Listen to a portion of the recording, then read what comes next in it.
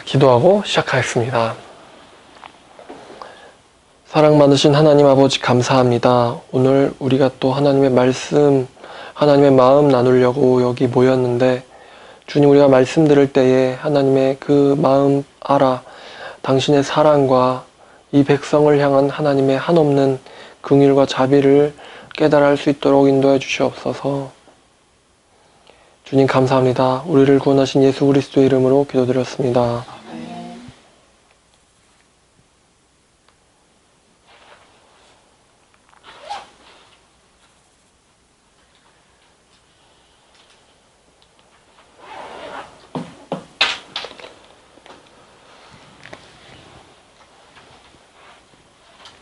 오늘 말씀은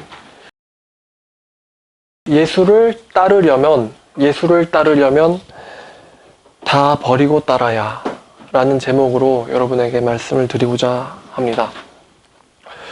어저께 밤에 그 KBS 1TV에서 일사가고라는 주제로 주기철 목사님의 그 일대기를 놀랍게도 공영방송에서 방송을 했어요. 그래서 제가 그거를 좀 보는데 참 이 주기철 목사님의 생애라는 게 정말로 너무 대단한 것 같아요. 그 우리나라가 일제 침략기 때 강요받았던 것이 그러니까 신사참배였어요. 천황숭배, 신사참배. 그러니까 그 사람들이 이 신사참배를 우리한테 요구를 하는데 이게 참 놀랍게도 주기철 목사님은 성경을 잘 알고 계셨던 분 같습니다. 이 신사참배가 결코 하나님의 말씀과 같이 갈 수 없다라는 것을 너무나 잘 알고 계셨던 것 같아요. 그 일제에서 박해를 막 사람을 막 미친 죽일 듯이 때리고 거의 반병신을 만든 다음에 그 테레비를 보니까 가족한테 주 목사님을 석방시켜 주겠다 이렇게 제안을 하는 거예요. 석방시켜 주겠다. 그런데 단 조건이 하나 있다 이러는 거예요. 조건이 하나 있다.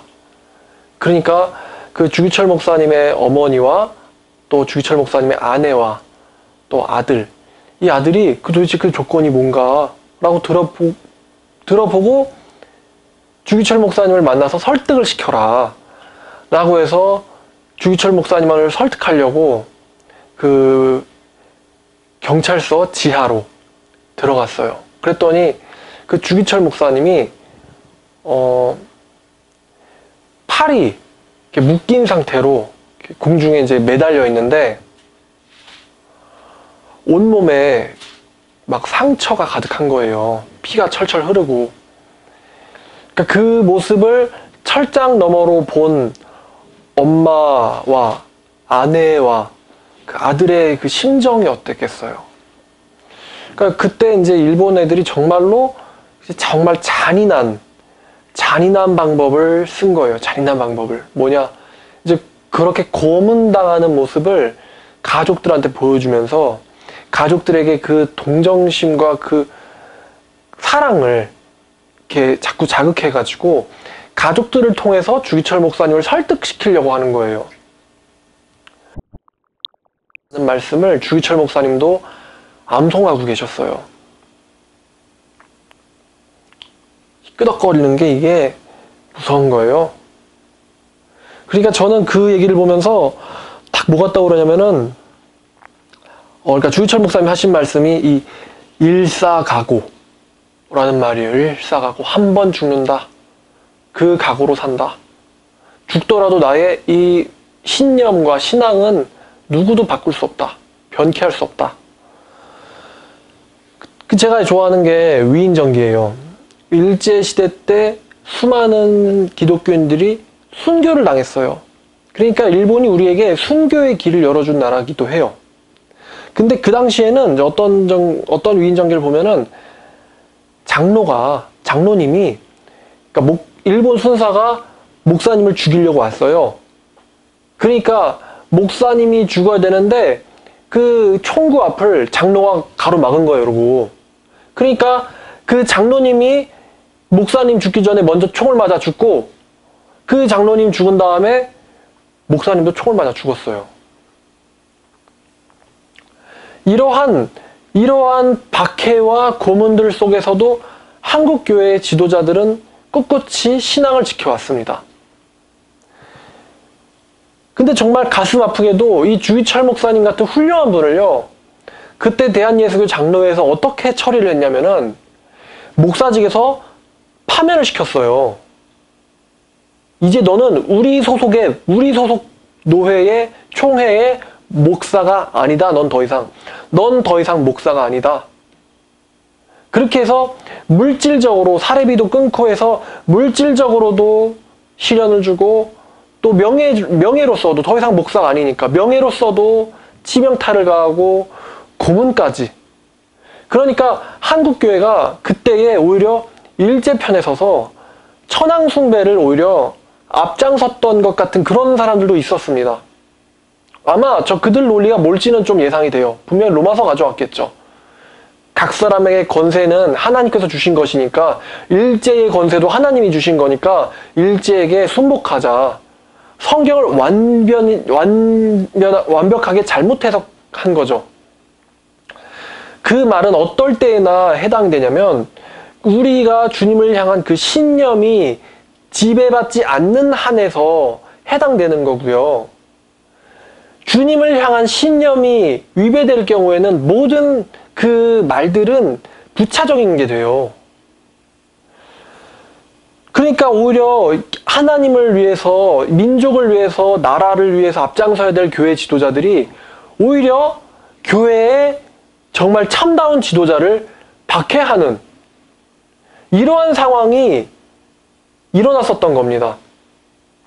우리가 이제 지금도 이제 끝나고 전도를 나갈 거고, 저도 전도를 10년 동안 해왔지만 전도할 때요 제일 가슴 아픈 때가 언제냐면 불신자들이 예수님 욕할 때가 아닙니다. 에이, 예수 너나 믿어라. 개독교. 싫은데요? 저 기독교 혐오예요. 이런 말이 저에게 상처가 되는 게 아닙니다. 정말 상처가 될 때는 언제냐면요. 믿는다라고 하는 크리스찬이라고 하는 같은 신을 섬긴다라고 하는 사람들이 저쪽 가서 나 전도해요. 전도 같은 거 왜 해요? 이렇게 정말 안타까운 하나님의 마음을 품고 나아간 사람에게 오히려 믿는다는 사람이 니나 할 일 잘해라. 나한테 와 오지 마라. 이런 식으로 냉대할 때 정말 마음이 아파요. 아마 주기철 목사님께서도 일제의 고문보다 더 야속한 거는 아마 같은 동료들이라고 하는 목사님들의 결단, 파면, 신사참배 결의 이런 게 아니었을까. 제일 마음 아픈 거는 일본 놈들이야. 저 인간들은 천황 숭배하는 애들이고 예수님을 모르잖아요. 근데 같은 목회자, 교회 지도자라고 하는 사람들은 예수님을 알잖아요. 일단 같은 동포고 같은 하나님을 섬기는 백성이라고 하는 사람들 아닙니까? 근데 그들이 오히려 자기 신앙을 부정하고 주기철 목사님 가지신 신앙을 부정하고 그분의 목회자 그 직을 멸시하고 오히려 천황 숭배하는데 교회 지도자들이 결의함으로써 그 백성들의 항거의 의지를 꺾어버리는 이러한 안타까운 결단을 한국교회가 했었다는 겁니다. 물론 안 그런 사람들도 굉장히 많았어요. 독립운동의 중심에는 교회가 항상 한 중심에 있었습니다. 교회가 없었으면은 항거운동도 독립운동도 항일운동이죠. 그게 가능하지 않았을 거예요. 그러니까 이제 일본이 교회를 싫어하는 거죠. 북한이 교회 싫어하고.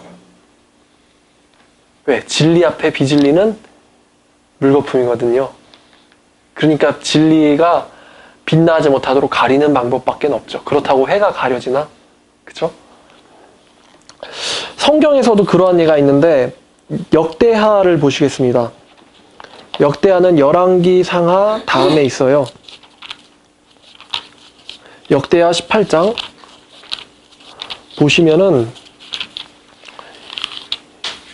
같은 동포라고 하는 같은 하나님을 섬긴다라고 하는 사람들로부터 오히려 박해를 당하는 참 선지자의 모습이 여기 기록되어 있습니다. 8절부터 읽으면 역대하 18장 8절에 이게 지금 내용이 그 여호사밧이라는 왕과 진짜 악명 높은 아합이라는 왕이 서로 연합군을 결성해가지고 길랄 라못으로 치러 올라가는 스토리인데요.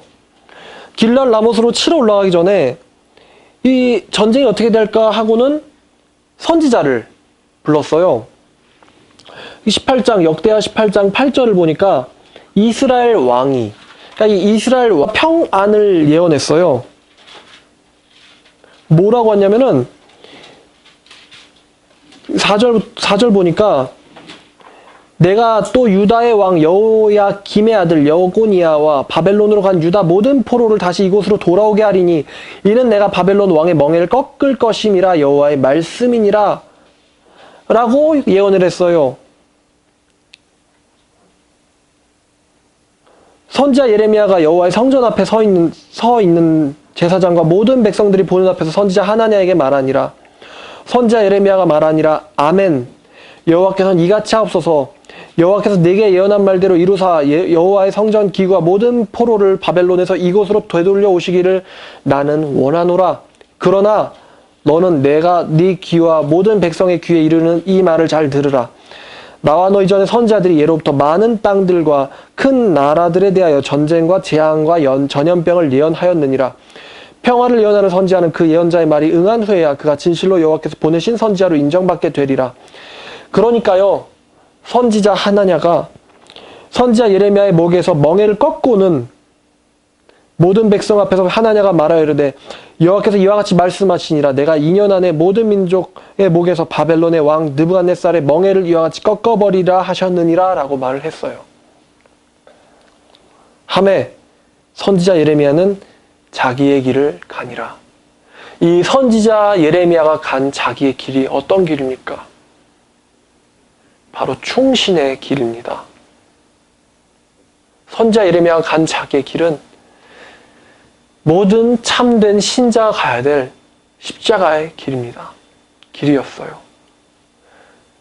많은 사람들이 예수를 부인하고 권력 앞에 아부한다 할지라도 주기철 목사님은 심지어 자기가 목회직에서 파면당한다 할지라도 자기의 길을 가셨습니다. 그리고 역사는 어떠한 사람들이 더 옳은 선택을 한 것인지를 우리에게 얘기해주고 있죠. 순교자 주기철 목사님을 기억하는 사람들은 많지만 주기철 목사님을 파면시킨 목사들을 기억하는 사람들은 거의 없습니다. 역사를 보세요. 성경만 봐도요. 이 성경 안엔 수많은 시련과 고난이 있었지만 결국 여호와를 붙잡은 사람들은 승리했다라는 증거들이 가득합니다. 오늘날 많은 사람들이 예수님을 부정해요. 무슨 자기 자신을 믿어야지 예수 따위를 믿느냐고. 종교 따위는 약한 애들이나 믿는 거라고. 근데 그들은요, 우리나라가 정말 위대한 기독교인들에 의하여 독립운동이 일어나고 또 예수 믿는 사람들이 세운 나라, 청교도의 정신을 이어받은 나라에 의하여 광복과 그리고 6.25 사변이 전쟁에서 우리가 승리를 거뒀음을 잘 기억하지 못합니다. 6.25에서 이긴 거 나라도요, 그 전쟁을 지휘했던 사령관이 누구이며 그의 종교는 무엇인지, 그 사령관을 한국에 파병한 대통령은 누구이며 그가 믿는 분은 어떤 분이었는지 한국 사람들은 모릅니다.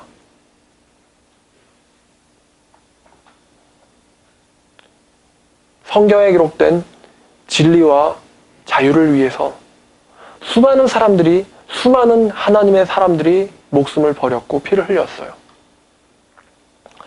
이제 시대는 21세기, 2015년, 이제 곧 2016년이죠.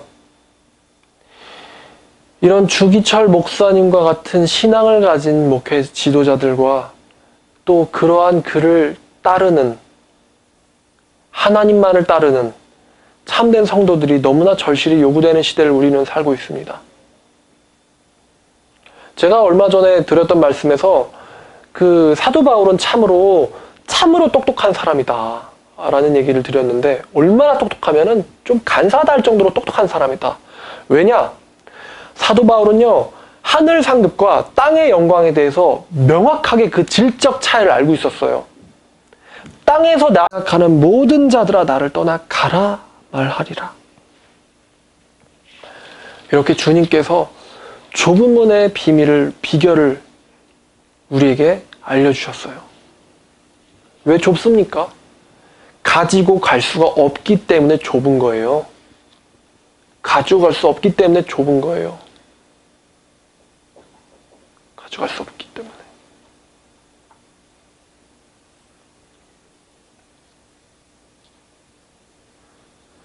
그래서 천국이 바늘구멍이에요. 왜? 모든 것을 버려야만 들어갈 수 있기 때문에. 모든 것을 버려야만 들어갈 수 있기 때문에. 그 다음 장인 누가복음 14장을 보면 25절에 또 주님께서 이런 말씀을 우리에게 주십니다. 수많은 무리가 함께 갈새. 누구와 함께 가는 겁니까? 예수님과. 예수님과 수많은 무리가 붙어서 가는데, 예수께서 돌이키사 그 수많은 무리를 보고는 이르시되, 무릇 내게 오는 자가 자기 부모와 처자와 형제와 자매와 더욱이 자기 목숨까지 미워하지 아니하면 능히 내 제자가 되지 못하고, 누구든지 자기 십자가를 지고 나를 따르지 않는 자도 능히 내 제자가 되지 못하리라. 내게 오는 자가, 지금 예수님께서 말씀하신 내게 온다라는 것이 물리적 거리가 가까움을 얘기하시는 겁니까? 아니잖아요. 영적으로 주님과 아는 관계, 주님을 잘 아는 관계로 들어가고자 하는 자가 모든 것을 버리지 않으면 그 사람은 나와 아는 관계가 될 수가 없다. 내가 너를 도무지 알지 못하니, 그 말씀과 같이 이어지는 얘기죠. 모든 것을 버리지 않으면 그 사람은 나의 제자가 될 수 없다. 또 자기 십자가를 지고 나를 따르지 않는 자도 능히 내 제자가 되지 못하리라 하시면서 망대 비유와 전쟁하러 나가는 임금의 비유를 말씀해 주셨습니다. 33절 보니까 이와 같이 너희 중에 누구든지 자기의 모든 소유를 버리지 아니하면 그는 능히 내 제자가 되지 못하리라. 소금은 좋은 것이다. 소금이 말하는 것은 제자들이죠. 제자됨이라는 건 좋은 것인데, 만일 소금이 그 맛을 잃으면 무엇으로 짜게 하리요? 맛이 없는 소금이 있습니까? 맛이 있으니까 소금이잖아요. 짠맛이 있기 때문에 소금 아닙니까? 짠맛을 내지 못하는 소금이라는 건 존재하지 않고요. 제자됨을 나타내지 못하는 제자란 존재하지 않습니다. 땅에도 걸음에도 쓸데가 없어서 내버리느니라. 들을 귀가 있는 자는 들을지어다 하시니라.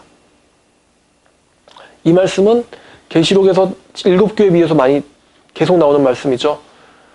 들을 귀 있는 자는 들어라. 성령께서, 예수님이 성령을 통하여 교회들에게 하시는 말씀을 들을지어다 라고 하실 때 나오는 말씀이 귀가 있는 자예요. 들을 귀 있는 자. 바로 참된 하나님의 사람은 하나님께서 하시는 말씀을 듣고 따르라는 거죠. 그러니까 하나님은 수많은 무리한테 관심이 있는 게 아니고 제자에게 관심이 있습니다. 그럼 그 제자는 어떤 제자? 하나님의 말씀을 듣고 귀 기울이며 따르는 사람. 물리적으로 가까운 걸 얘기하는 게 아니에요. 내가 교회 다니는데요. 내가 신학 공부했는데요. 내가 목사 안수 받았는데요. 제가 큰 교회 다니는데요. 모태신앙인데요. 3대째 기독교인데요. 유대인은 몇 대째 기독교죠? 유대인은 셀 수가 없죠. 유대인은 몇 대째 하나님 믿는 사람들이에요? 셀 수가 없죠. 의미가 없잖아요. 마찬가지예요. 그런 거 의미 없어요. 그 사람이 참된 제자이냐 아니냐, 그것만이 의미가 있는 거예요. 요한복음 12장 23절을 보아도 예수님께서 우리에게 구원의 진리를 말씀해 주세요. 지금 얘기하는 건 다 예수님의 말씀들이에요. 23절을 보니까 예수께서 대답하여 이르시되 인자가 영광을 얻을 때가 왔도다. 예수께서 얘기하시는 영광이 뭡니까? 인자가 영광을 얻을 때가 왔도다. 이 예수님이 얘기하는 영광이 뭐냐면요. 죽음입니다. 죽음이에요. 이 죽음이라는 것을 생각하고 읽으면 그 다음 절이 이해가 돼요. 내가 진실로 진실로 너에게 이르노니 한 알의 밀이 땅에 떨어져 죽지 아니하면 한 알 그대로 있고 죽으면 많은 열매를 맺느니라.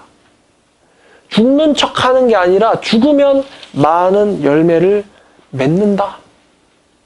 이 한 알의 밀이 먼저는 예수님이요. 그 다음에는 우리 믿는 자들이에요. 자기의 생명을 사랑하는 자는 잃어버릴 것이요. 이 세상에서 자기의 생명을 미워하는 자가 그 생명을 영생토록 보존할 것이다. 이 세상에서 예수님을 위하여 자기의 생명을 미워하는 자들이 영생할 것이다. 한 알의 밀알이 자라려면 이 껍질을 깨고 나와야 되잖아요. 나 자신을 부정하고 나와야 되잖아요. 그래서 26절 말씀을 보니까 아까 누구든지 나를 따르려면은 모든 것을 버리지 않으면 내 제자가 능히 될 수 없다라는 말씀과 연결되는 말씀입니다만, 사람이 나를 섬기려면 나를 따르라. 이 따르라는 얘기는요, 내가 간 그 길을 따라와라, 그 얘기예요. 예수님이 요즘 기복이라는 그 복만 취하는 게 아니라 예수님이 가신 그 길을 그대로 너희도 따라서 오라는 거예요. 예수님 먼저 가셨으니까 따라서 와라. 그 고난의 십자가의 길을 따라서 와라. 나 있는 곳에 누가 있어요? 나를 섬기는 그 따라오는 제자도 거기에 있으리니, 그 길을 따라가는 자가 거기에 같이 있으리니, 사람이 나를 섬기면 내 아버지께서 그를 귀히 여기시리라. 그러니까요, 예수님을 자기 목숨보다도 사랑하는 사람들을요, 하나님께서 얼마나 귀히 여기시겠습니까? 우리 전능하신 하나님께서 얼마나 그런 사람들을 귀하게 여기시겠습니까? 솔직히요, 저울 하나에 한쪽에 주기철 목사님 놓고요, 다른 한쪽에 주기철 목사님 파면시킨 목사님들 다 세워놓잖아요. 그 다음에 주기철 목사님 하나 가지고 이렇게 탁 내리면요, 여기 있는 사람들 다 날아가요. 왜? 하나님 앞에서 이 주기철 목사님은요, 절대적인 가치를 갖고요. 왜? 이런 사람을 위해서 자기 아들을 십자가에서 처형했으니까. 절대적인 값어치를 갖고요. 반대로 이 주기철 목사님을 파면시킨 사람들은 무가치한 거죠. 무가치. 아무런 가치가 없는 거. 이스라엘 백성들 앞에서 선지자로 사역했던 예레미야 한 명의 가치는요, 비록 예레미야 그 당시에는 멸시와 사회적인 그런 핍박, 외면을 받았을진 몰라도 이 예레미야라는 사람 한 명의 가치는요, 하나님 앞에서 절대적이에요. 그러면 예레미야를 반대한 그 많은 선지자들, 지금 주기철 목사님과 그 반대쪽에 섰던 사람들, 예레미야와 예레미야를 박해했던 사람들, 지금 어디에 있을까요? 각각. 뭐 말하나 마나겠죠? 말하나 마나? 요한계시록 14장 12, 13절을 보면, 마지막으로 이것만 보고 마치겠습니다. 14장 12, 13절을 보면은 이 십자가의 길이요, 또 성도들의 길이라는 것을 너무나 주님께서 잘 말씀하고 계시는데, 성도들의 인내가 여기에 있나니 그들은 하나님의 계명과 예수에 대한 믿음을 지키는 자니라. 또 내가 들으니, 이게 지금 순교자의 순교하는 상황 가운데 사시는 말씀이에요. 또 내가 들으니 하늘에서 음성이 나서 이르되 기록하라. 지금 이후로 주님 안에서 주님을 위해서 죽는 자들은 복이 있도다 하심에, 하나님께서 말씀하셨어요. 하늘에서. 성령께서도 또 이르시기를 그러하다. 그들이 수고를 그치고 쉬리니 이는 그들의 행한 일이 그들을 따를 것이다 하시니라. 계시록에서 말하는 이 복이라는 것이, 성경에서 얘기하는 인자가 영광을 받을 때가 왔다라는 것이, 이게 모든 것을 버린 자들이 가는 길이에요. 얼마나 좋습니까, 우리는? 주기철 목사님이 살던 시대 가운데서 구원받고 천국 가는 게 쉬울까요? 아니면은 지금 이 시대에서 구원받고 천국 가는 게 쉬울까요? 여러분들 예수 믿으면 피곤죽이 되는 그런 시대 가운데서 살고 싶으세요? 아니면 예수를 믿어도 아무런 방해가 없는 이런 시대 가운데서 살고 싶으세요? 어느 시대 가운데서 더 예수님만 사랑하는 사람처럼 사는 게 더 쉽습니까? 어디가 더 쉬워요? 생각해보고 말 거 없어요. 너 북한 가서 예수 믿을래? 대한민국에서 예수 믿을래? 그럼 북한 가서 예수 믿고 싶습니다.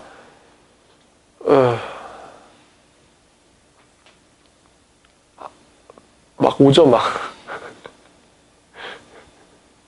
이유 없이 총살. 공개 총살. 맞아요. 웃을 일이 아니죠. 그러면 두 번째 질문. 하나님이 북한에 있는 사람들의 구원 기준과 한국에 있는 사람들의 구원 기준을 다르게 설정했을까요? 그쪽은 정말 어렵게, 이쪽은 너무 쉽게. 영접 기도, 입으로 시인. 그죠? 하나님 그렇게 설정했을까요? 아니겠죠? 대한민국은요, 너무나 축복받은 나라고 순교가 일어날 수가 없는 나라입니다. 순교가 일어날 수 없는 나라에서 태어나신 것을 우리는 너무나도 감사해야 돼요. 우리의 선배들에게 감사해야 돼요. 자기 목숨을 바쳐서 신앙을 지키고 나라를 지킨 신앙의 선배들에게 우리는 정말 감사해야 합니다. 그리고 우리도 그들이 지켜냈던 대한민국 안에서 진리를 목숨을 건 사람처럼 사수하고 증거하고 전파해야 합니다. 그게 이 시대에 우리가 가진 참된 성도의 길입니다. 예수께서 말씀하셨죠. 나를 섬기려거든 나를 따르라. 내가 있는 곳에 나의 종도 거기에 있으리니 누구든지 나를 섬기면 아버지께서 그를 귀히 여기시리라. 기도하겠습니다. 사랑 많으시고 우리를 불쌍히 여기사 이렇게 큰 축복을 허락해 주신 우리 주님, 한없는 감사의 고백을 드리며 또한 죄송하다는 사과의 고백 또한 드립니다. 순교자 주기철 그리고 고난을 받았던 많은 선지자들의 길을, 그분들이 가셨던 그것 때문에 우리가 이렇게 행복하고 평화로운 시대 가운데 살고 있는데, 오히려 우리는 주님을 버리고 주님보다도 내 자신의 욕심과 탐욕과 쾌락을 위해서 사는 이 비겁한 저희들을 용서해 주시옵소서. 주님 말씀 더 열심히 묵상하며 따르고자 하오니 주님께서 진리를 더욱 사모하도록 도와주시며, 또 우리가 이것들을 전달하는 데 있어서 두려움 없이 담대하게, 또한 예수 믿는 사람처럼 예의 바르고 친절하며 다정다감하게 또 지혜롭게 전달할 수 있도록 우리를 훈련시켜 주시옵소서. 감사드리며 우리를 구원하시고 천국을 예비하신 예수 그리스도의 이름으로 기도드렸습니다. 아멘.